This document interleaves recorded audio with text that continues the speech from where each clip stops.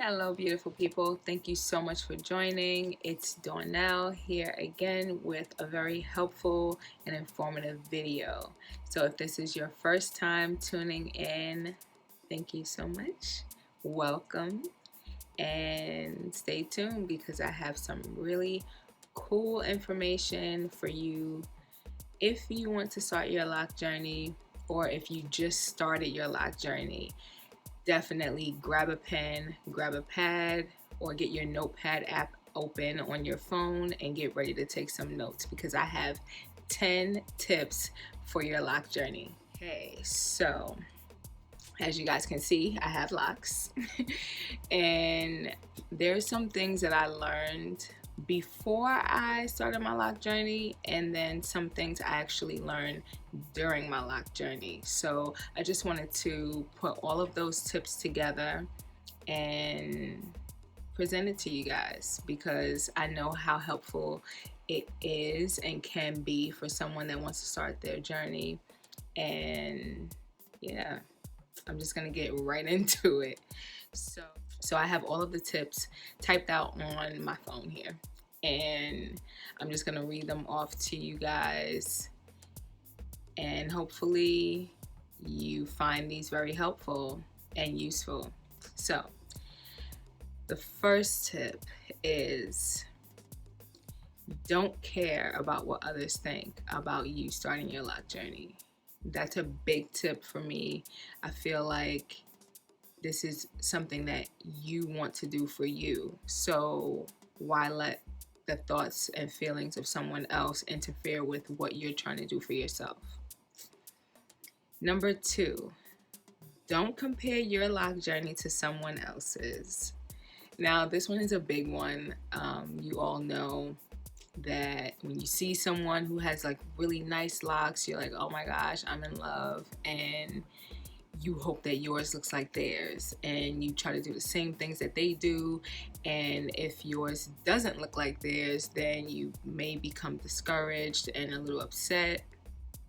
And I feel like that's why it's really good to not compare your locks to the next person. Everyone's locks is different, everyone's hair is different, everyone's texture is different. It doesn't matter if you're related, it's like, it doesn't matter. Your journey is yours, and just embrace what you have. You can always admire what the next person has, but just really embrace what you have. Okay, number 3, be patient. I can't say that loud enough. Patience is the thing that will get you through this journey. It will get you through those rough patches, those moments where your locks are just misbehaving, those moments when you feel like maybe you made a mistake, maybe you shouldn't do this. Those are the moments when you need to just reach in your bag for an extra dose of patience. It's a lot easier said than done, but I'm telling you, trust me, I'm not gonna lie to you. Patience truly helps. And to help you to be patient in those moments is, all you have to do is just like distract yourself. Like if your locks are giving you a hard time and you're over them, cover them up, wear a hat, throw on a scarf, throw on a turban. Just try to find a way to just deal with it, especially in those moments, because those moments will pass and they will not last really long, I promise. Number 4, some of you may or may not agree with me on this. I don't know, to each his own, but I would say don't use a lot of products. Don't be that girl or guy with a bunch of different gels and hairsprays and all of this crap. You really don't need it. You don't. This is proof. Like, I don't use products. The only thing that I use, and I actually ran out, so I have to order some more, is rose water. Rose water, regular water, and sometimes I'll put some sweet almond oil or grapeseed oil, whichever one I have. Like if I ran out of one, I'll use the other on like the length of my locks. I don't put any oil on my scalp because I have the seborrheic, however you pronounce it, dermatitis. So I can't use oils on my scalp because it just like breaks me out and it's annoying. But yeah, you do not need product. Another product that I would use if I needed it or wanted it is flaxseed gel. It's homemade. I'll just put some water, add some flaxseed, boil it, strain it, boom, flaxseed gel. Or another thing, I haven't used this in a long time. I think the last time I did it was last summer, but it was using pure aloe gel. So I would get the aloe leaf, cut it, gut it, like basically scrape out all of the gel into a blender, blend it up, strain it, and then refrigerate it and keep it refrigerated. And I may use that to do like a retwist or to like lay down some of the baby hairs. But yeah, that's it. Those are my products. You don't need the other stuff. They smell really great, but I think they would just weigh your locks down and make them dirty. Number 5, drink water. I drink a lot of water. I'm nursing still, so I need to drink a lot of water for that. But I also don't really like drinking juice and stuff. I don't drink soda. I just don't, period. I stopped doing that like years ago. So yeah, make water your best friend because your hair is like a plant. So if you drink a lot of water, you're helping to feed that plant and nourish that plant from the inside out. Number 6. Some of you may or may not agree with me on this one, but this is something that I did and it worked perfectly fine for me. Even with my fine curly hair, my locks never unraveled on me. And that number 6 tip is don't use conditioner until your locks are mature. So if you do want to use conditioner, you have to wait until your hair is actually locked. So the locks will form on the outside, of course, but you have to wait for it to form like on the inside of the lock. Because if not, your hair may unravel. It may prolong the locking process, which you don't want to do. That's not the purpose of locks. The purpose is for the hair to tangle. So if you go ahead and use conditioner, you'll just soften it and create slip, which is not what you want when you're trying to lock your hair. Number 7, don't wear your hair in the same style for too long. So one example is for the people that like to put their hair in a bun.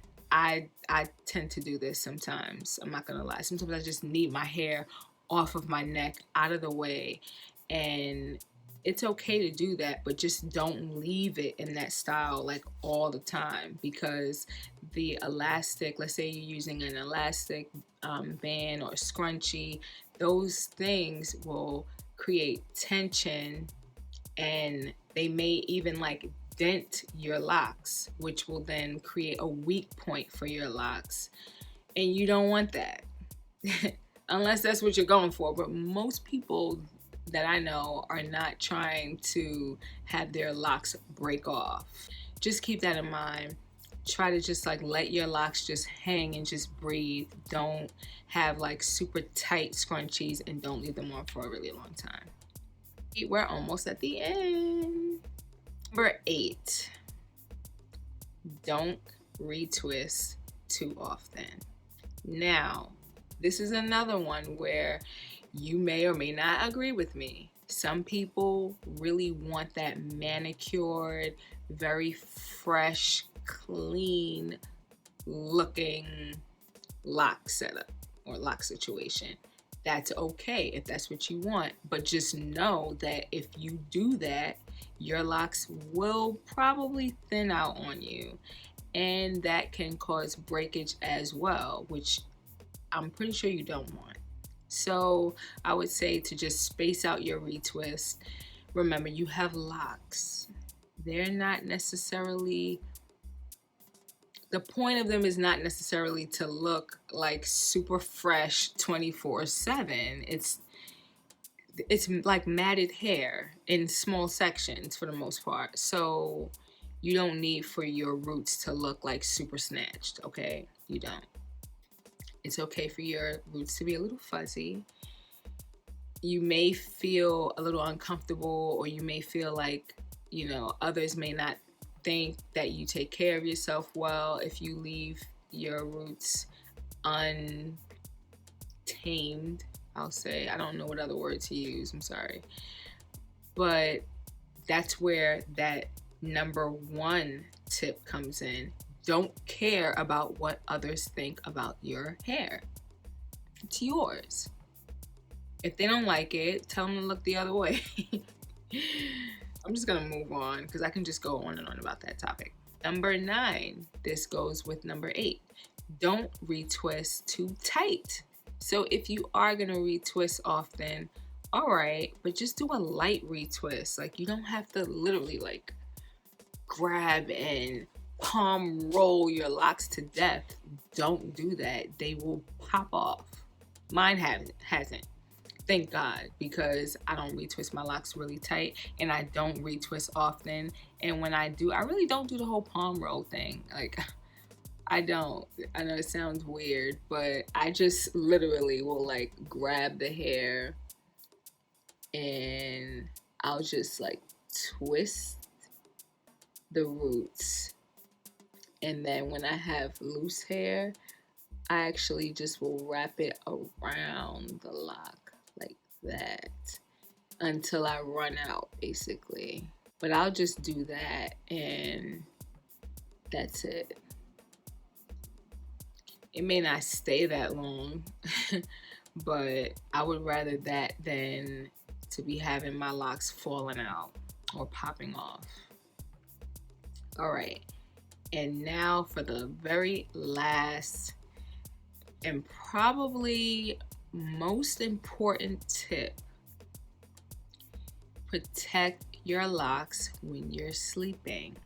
Protect them by wearing a satin or silk scarf or bonnet, or sleep on a satin pillowcase. If you don't really want to cover your hair while you're sleeping, just do that. Just put the pillowcase on and your locks will just glide across the pillowcase and they'll be fine when you wake up. Like, I do that. Sometimes it depends on my mood, or if I can find my scarf. I'm forever losing my scarf around the house. But yeah, you just put what I do is I'll set up one pillow with the satin pillowcase on it already. This way, if I can't find my scarf and I'm just too tired to even just like touch this hair, then I just go to sleep on that pillowcase and I'm good. My locks are not too long, so they're not like rubbing up against my body and stuff. I'll just like lay them out over the pillow and just fall asleep. So yeah, those are the 10 tips that I have for you guys. I hope you found them to be very helpful and informative and very easy to follow. And yeah, let me know if you have any tips that you feel I missed in my list of lock journey tips. And really, I'm sorry you guys, there's somebody's motorcycle going by. Yes, so let me know if you feel I missed a tip. Please share any helpful tips that you may have in the comment section for myself and other viewers. And yeah, if you guys have any questions, comments, concerns, you already know where to hit me. Hit me in the comment section. You can also follow me on Instagram and send me a DM if you need to, or whatever. Thank you guys so much for watching. I appreciate all of you. And if you have not already, please subscribe to my channel. Also, hit that notification bell so you know when I post the next video. I truly appreciate all of you guys. I really do. I feel like I know y'all. Like we hang out sometimes. I mean, I guess we kind of do. Thank you guys so much for watching, and I'll see you in the next one. Bye.